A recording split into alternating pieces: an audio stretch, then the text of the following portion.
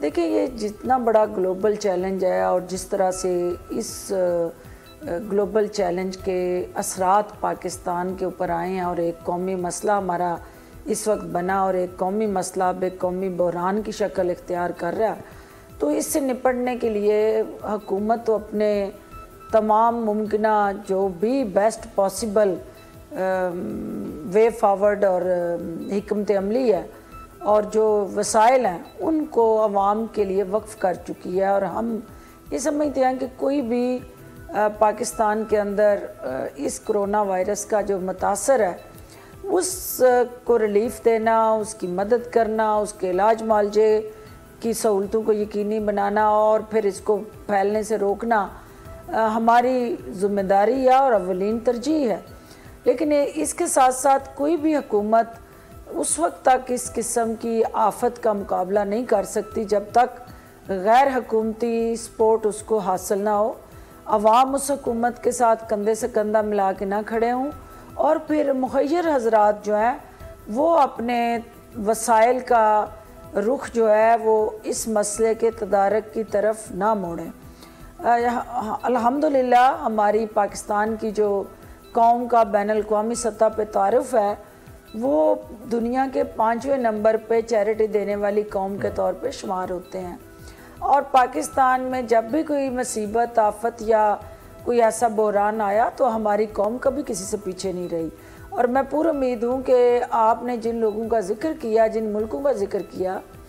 پاکستان میں اس سے زیادہ درد دل رکھنے والے مخیر حضرات موجود ہیں۔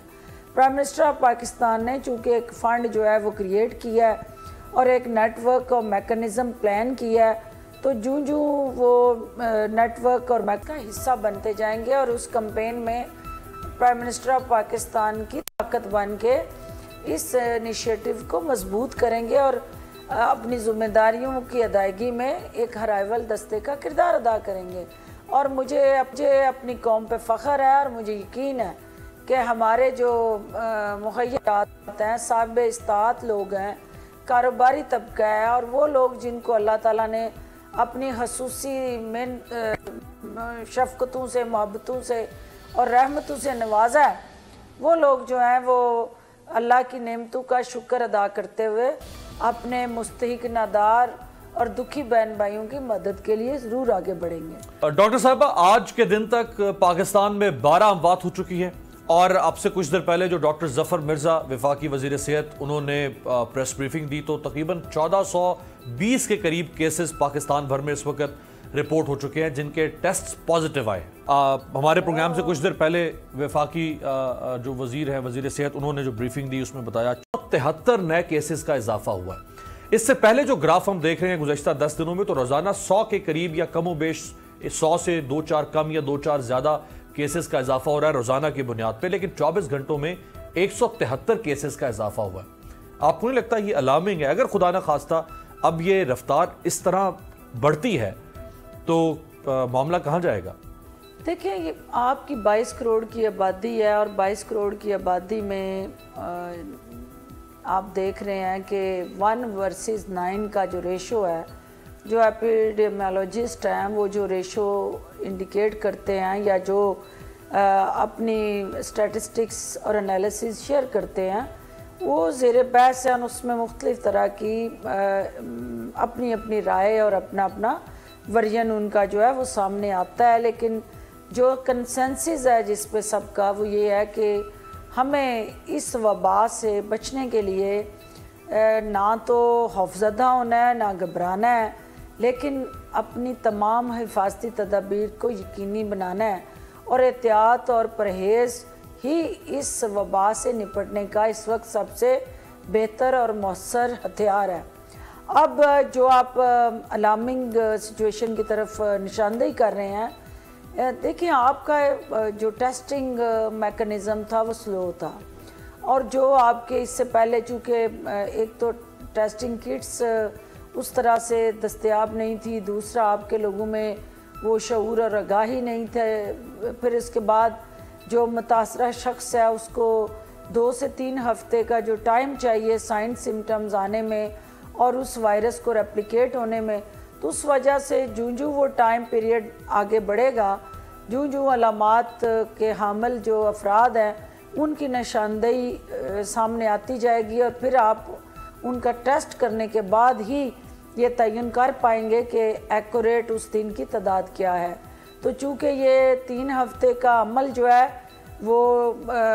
پروسیس آگے بڑھ رہا ہے، تو وہ ٹیسٹوں کے ذریعے آپ ان کی نشاندہی کر کے ایک 24 آورز کے اندر اپنا ڈیٹا بینک جو ہے اس میں وہ ایڈ ہو رہے ہیں نمبر آف پیشنٹس۔ لیکن اس میں جو ضروری چیز ہے جس کو فوکس کرنے کی ضرورت ہے، دیکھیں ٹیسٹ پازیٹیو آ جانا کرونا کا کسی مریض کا مثبت آ جانا چیلنج نہیں ہے۔ چیلنج یہ ہے کہ وہ کس عمر کے فرد کو مطلب ایج گروپ کیا ہے۔ کل جب ہماری NCC ہوئی تو اس میں جو الارمنگ سچویشن ہمارے سامنے آئی کہ دنیا کے اگر دیگر ممالک میں ہم دیکھ رہے ہیں تو وہاں جو کرونا کے متاثرین ہیں یا وکٹمز ہیں ان کی تعداد جو ہے وہ عمر رسیدہ افراد میں زیادہ ہے، اور پھر جو خدا نخواستہ سیریس کیسز جن میں انڈیکیٹ ہوئے ہیں وہ 50 سال سے اوپر کے افراد یا 60 سال کے اوپر سے افراد ہیں، عمر رسیدہ یا بیمار یا پہلے سے کسی نہ کسی بیماری کا شکار جن کا امیونٹی سسٹم کمپرومائز تھا، وہ افراد جو ہیں وہ زیادہ اس کے وکٹم بنے ہیں۔ لیکن پاکستان میں ینگ جنریشن میں اس کی جو متاثرین میں کی تعداد یا اس کا لیول ہے وہ ہائی رسک میں جو آ رہا ہے، یہ ہمارے لیے الارمنگ ہے، کیونکہ یہ وائرس کی ایپیڈیمیالوجی دنیا سے یہاں مختلف انڈیکیٹ ہو رہی ہے، یا ہمارا انوائرمنٹ کو ڈیفرنٹ ہے، یا ہم اس وائرس کے حوالے سے جو اس کی گروتھ کا میکنزم ہے وہ کوئی ڈیفرنٹ ہے۔ تو اس پہ کام ہو رہا ہے، اور ہمارے لیے اصل تھریٹ اور الارمنگ سچویشن یہ ہے کہ ینگ ایج جو ہے اس کے متاثرین کے کیونکہ وہ ایک تھریٹ ہمارے لیے فیوچر میں بن سکتا ہے، کیونکہ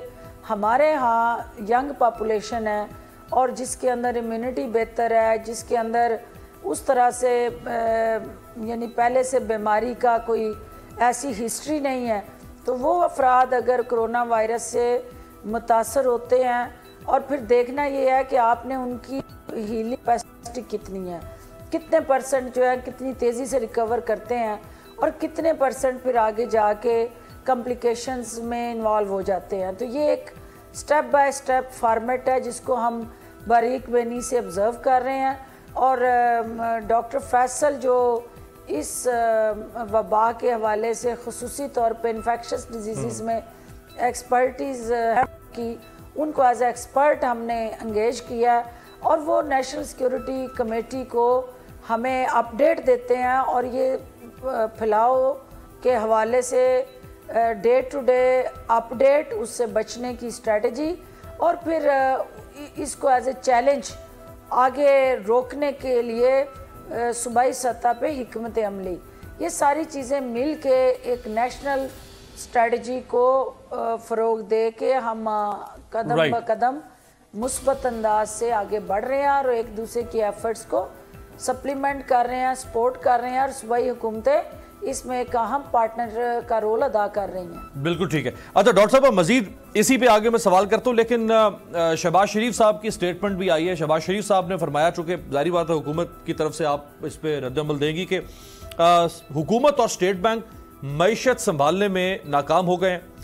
شرح سود جو ہے وہ کم سے کم 9% تک کی جائے، مان لیں کہ بات ان کی آپ لوگ؟ دیکھیے پہلی بات تو یہ ہے کہ کرونا جو ہے اس نے جہاں بہت ساری زندگیاں جو ہیں ان کو کرونا نے بہت ساری زندگیوں کے لیے چیلنج بنا ہے، اور کرونا کے ہاتھوں بہت سارے افراد جو ہیں وہ زندگی کی بازی ہار گئے ہیں، اور دنیا بھر میں یہ ایک مسلسل عمل چل رہا ہے۔ وہاں سیاسی کوارنٹائن میں پڑے کچھ سیاسی مردے جو ہیں وہ کرونا کی وجہ سے زندہ ہو گئے ہیں، اور وہ سیاست چمکانے کا ذریعہ جو ہے انہوں نے کرونا کو بنا لیا ہے، اور جو کہ ایک غیر دانشمندانہ اور موجودہ حالات اور صورتحال کی مناسبت سے وہ مطابقت نہیں رکھتا